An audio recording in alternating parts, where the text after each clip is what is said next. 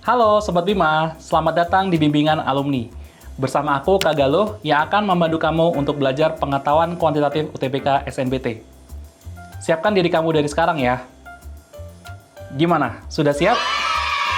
Yuk, kita mulai ke soal yang pertama. Let's go!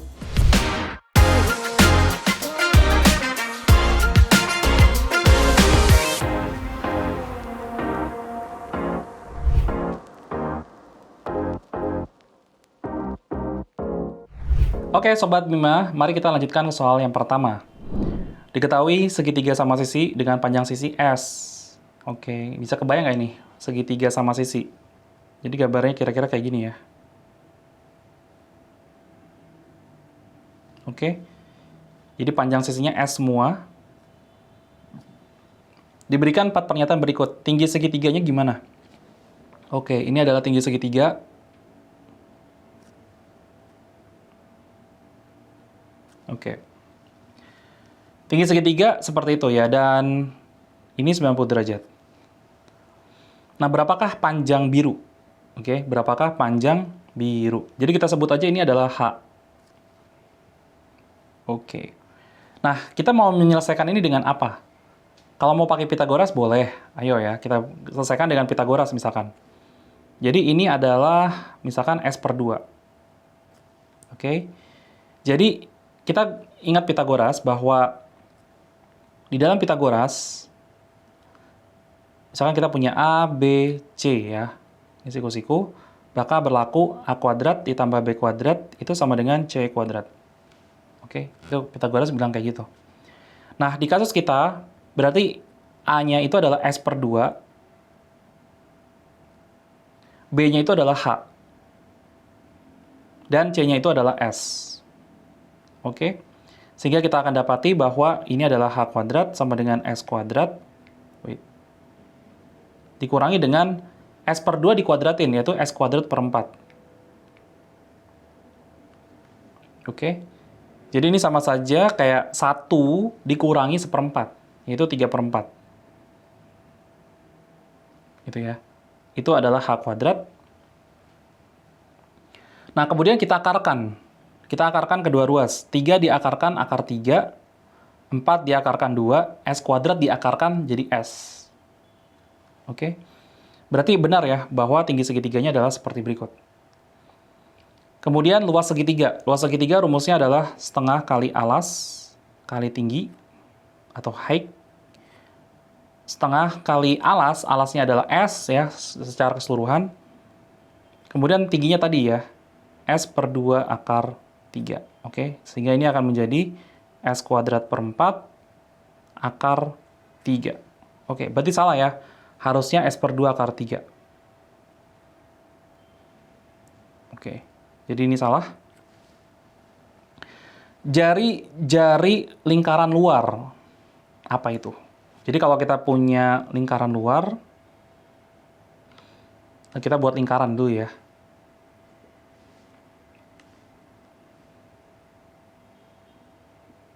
Oke. Misalkan seperti ini, kemudian kita akan menggambar segitiga sama sisi.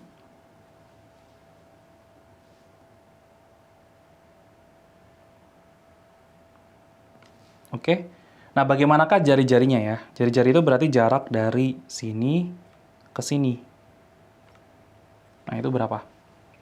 Nah, ini rule of thumb ya. Jadi, kamu mesti tahu, fun fact-nya adalah bahwa ini kalau kita tarik garis, itu seolah-olah ini akan terbagi menjadi 3 ruas. Gitu. Jadi jari-jari itu semacam 2 ruas, atau 2/3-nya dari H. Jadi ini ke sini kan H ya. Karena dianggap tinggi segitiga gitu ya. Dan jari-jari itu 2/3-nya dari H. Oke, nah H itu atau tinggi segitiga, rumus di nomor 1, itu adalah S per 2 akar 3. Oke, berarti 2-nya bisa kita coret, sehingga kita akan dapati S per 3 akar 3. Itu ya, berarti ini salah. Harusnya S per 3 akar 3. Kemudian bagaimana jari-jari lingkaran dalam. Nah, ini kita buat dulu segitiga sama sisi ya. Ini kira-kira udah kan? Nanti bisa di rewind aja.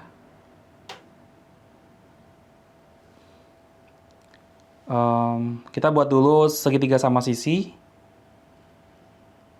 Kira-kira seperti ini, kemudian ada lingkaran.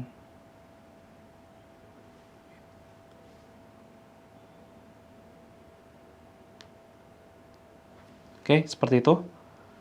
Nah, terus ini adalah jari-jari dari lingkaran tersebut. Dan ini, itu adalah sepertiganya dari ketinggian H ini.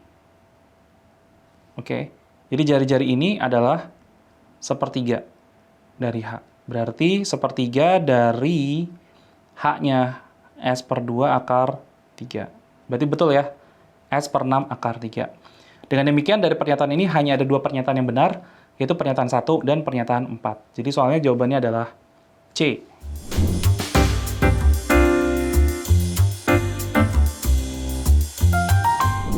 Oke, kita masuk ke soal berikutnya. Di sini ada suatu barisan geometri UN. Nah, langsung nih di kepala kita apa sih yang kita pikirin kalau kita ketemu barisan geometri? Jadi kita tulis aja dulu rumusnya. UN itu adalah Arni ya. A kali R pangkat N min 1. Itu rumus dari suku ke N pada barisan geometri. Oke. Kemudian U1 adalah 3. Berarti N-nya 1 ya. Atau kita bisa bilang A-nya adalah 3. Karena U1 itu adalah A. Kemudian U3 ya. U3 itu berarti AR pangkat 2 ya. Itu adalah 27. Oke. Kemudian A itu tadi adalah 3 ya dari soal sebelumnya. Seperti ini. Berarti R kuadrat adalah 27 dibagi 3 dan itu adalah 9. Nah, berarti ini R-nya bukan 3 ya, tetapi plus minus 3. Karena bisa aja nilai R itu tuh negatif. Oke. Rasio barisan tersebut pasti 3, bener nggak? Salah. Karena bisa saja minus 3. U2 bisa bernilai negatif. Oke, kalau seandainya R-nya itu negatif, ya misal R min 3. Berarti U2 itu adalah A kali R. Oke.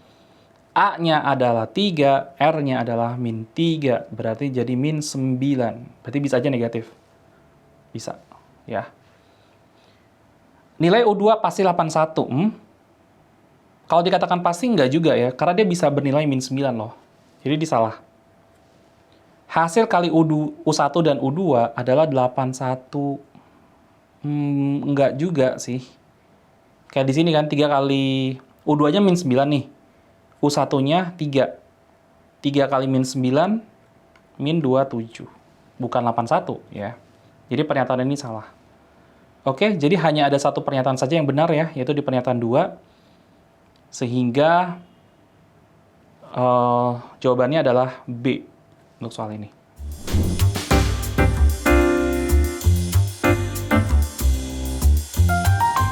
Oke, Sobat Bima, mari kita masuk ke soal berikutnya. Persamaan kuadrat U kuadrat plus M min 2X plus 9 memiliki akar-akar kembar, yaitu nyata dan sama. Ya, maksudnya real dan sama. Nah, syarat dari akar-akar itu kembar, itu artinya nilai X1 sama dengan X2. Oke, kita ingat lagi bahwa untuk mencari nilai X1 dan 2, itu rumus kuadratnya adalah seperti ini. Jadi, sini ada plus minus gitu ya. Supaya plus dan minus itu nggak ada efeknya, maka nilai D harus 0. Ya. D harus 0 supaya X1 sama dengan X2. Oke, jadi syaratnya harus D-nya sama dengan 0.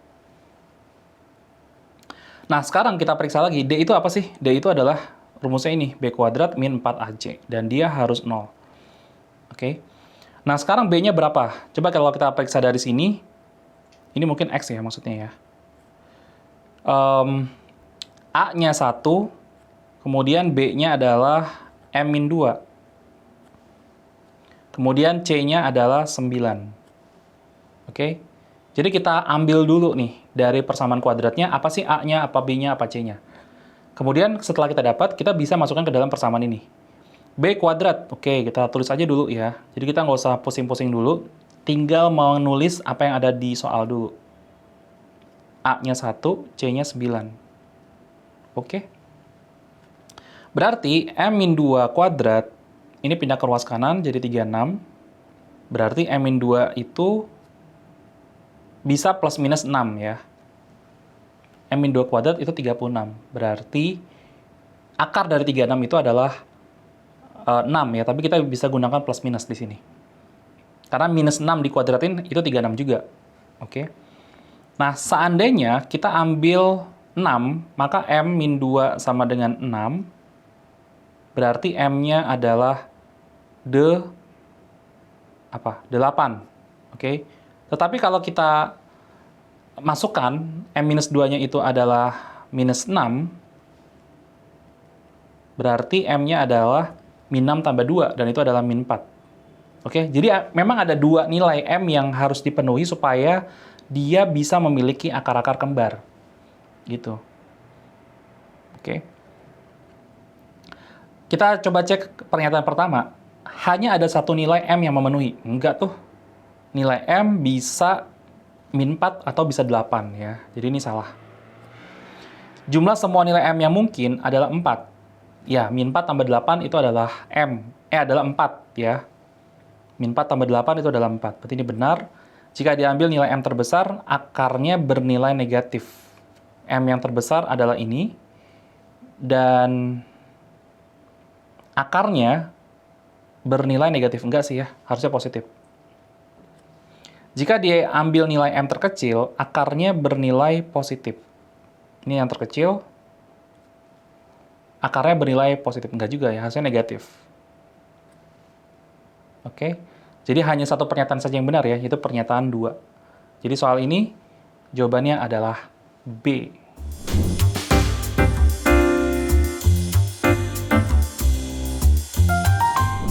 Oke, kita masuk ke soal berikutnya, soal nomor 4 ya.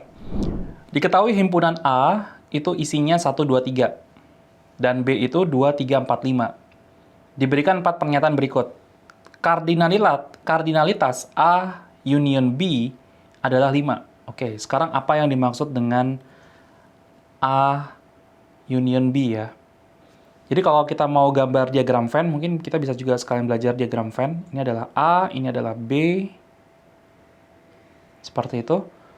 A itu 1, 2, 3. Tapi yang paling kita prioritaskan itu adalah yang beririsan ya. Yang juga A dan juga B. Yaitu 2, 3 ya. Jadi 2, 3 di sini.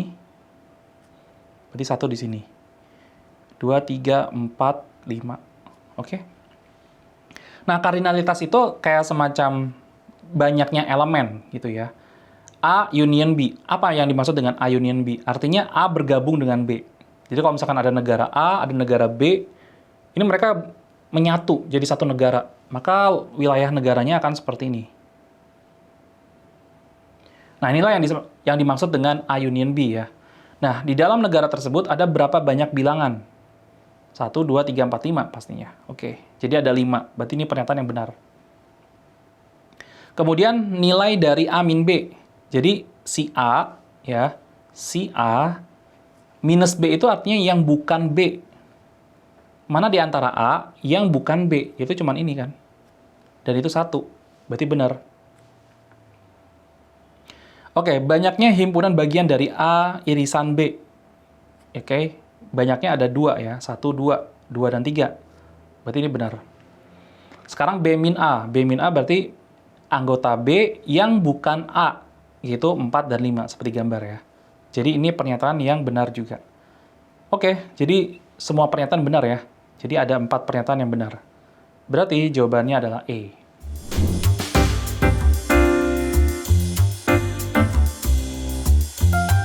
Oke, Sobat Bima, kita lanjut ke soal nomor 5.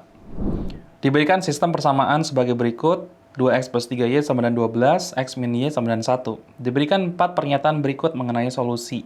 Oke. Nah, apakah x lebih besar daripada y? Oke. Ini tuh sebenarnya kita bisa ya mencari nilai x dan y-nya dan kita bisa menggunakan metode yang mungkin kamu sudah tahu ya. Kita bisa gunakan eliminasi gitu. Tapi memang soal-soal seperti ini nih, kalau udah gampang, kita coba cepet aja gitu ngerjainnya ya. Jadi kita mau mencari nilai dari X-nya dulu mungkin. Jadi kita samakan koefisien Y ya, supaya tereliminasi.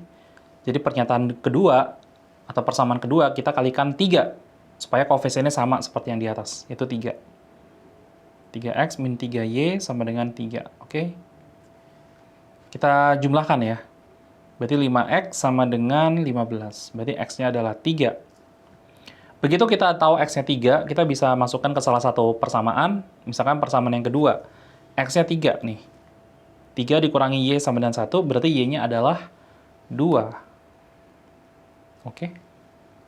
Nah, setelah kita tahu nilai X dan Y-nya, semuanya jadi gampang. Pernyataan 1, apakah X lebih besar daripada Y? Betul. 3 lebih besar daripada 2. X plus Y adalah bilangan prima. Betul juga. 5 itu bilangan prima.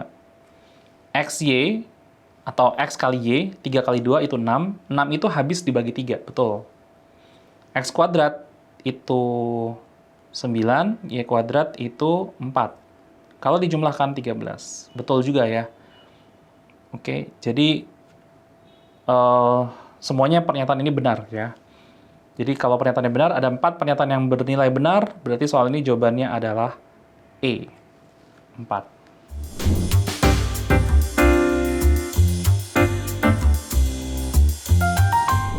Oke, Sobat Bima, gimana nih dari video barusan? Mudah-mudahan bikin kamu jadi lebih paham ya.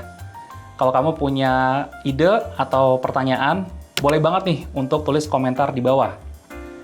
Jangan lupa klik tombol like, subscribe, dan aktifkan lonceng notifikasi biar kamu tidak ketinggalan video pembelajaran lainnya. Bimbingan alumni, yakin bisa, pasti bisa. Saya pilih bimbingan alumni.